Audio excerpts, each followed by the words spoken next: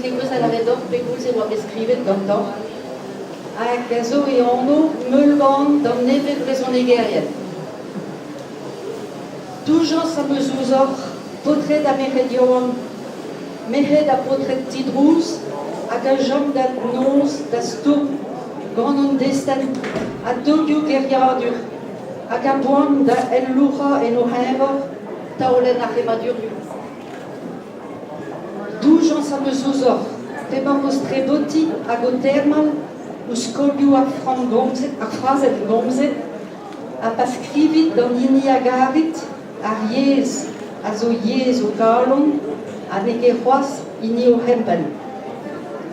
Doujan sa veus ouzor, tu diaouan kerioù breiz, a kerioù a leral. Neket remat talrit da glas pen ou skudennou a lavar, nad remat touli de vidor o an en diez, a dreus fram a gerioù.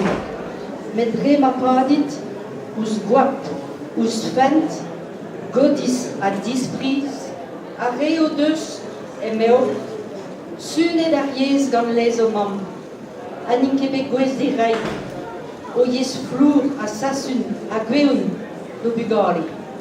A re a slefe bean art a skroazel a keners d'or.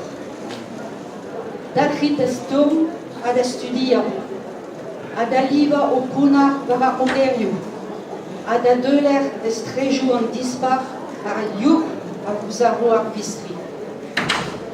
Tu diaou an va bro, hag a anve gwella chiouaz d'or, makadam ar pavezioù, trous fleriouz a riri, a lur dalus gouleier ker, ket geiz a labouset e briseol, ar lasvez o frondal.